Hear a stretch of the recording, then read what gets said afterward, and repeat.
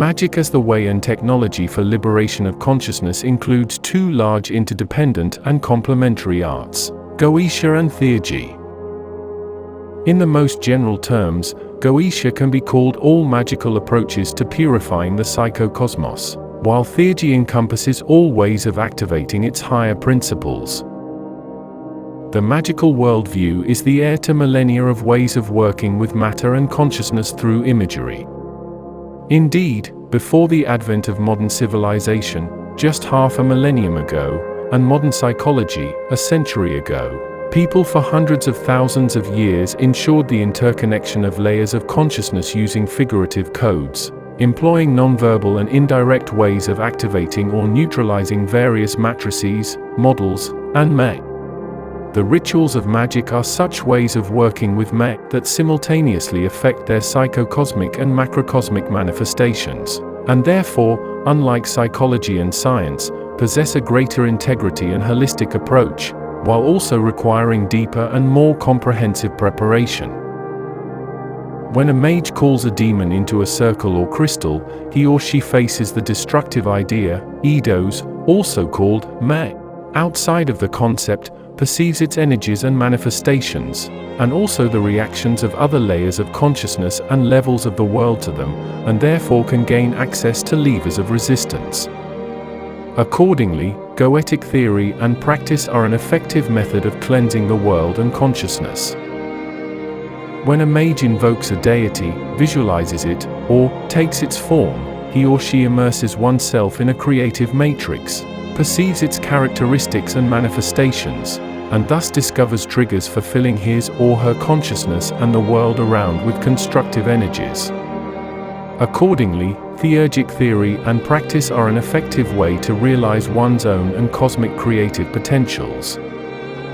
In turn, each of these fundamental approaches includes two components, myth and lore, that is, knowledge of the characteristics, features, and manifestations of the may with which interaction takes place, and the ability to deal with them, knowledge of ways to activate or deactivate these may.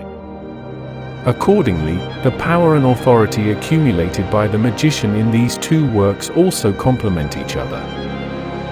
Myth, as a map, a guide to the universes of being and consciousness, is the first component, the first wing of magic. Over the course of the existence of civilizations and traditions, many such guides of varying degrees of accuracy have been accumulated, and many of them remain relevant and energetically valuable to this day.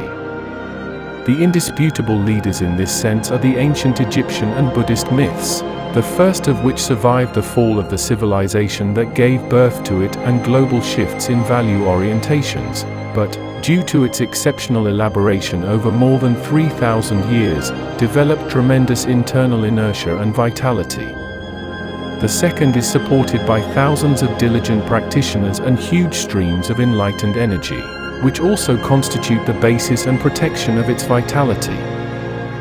However, other mythological systems, of course, can provide extensive opportunities for describing the heavens of mind, giving keys and access points to activate the higher matrices of the psychocosmos, as well as harmonizing physical universes.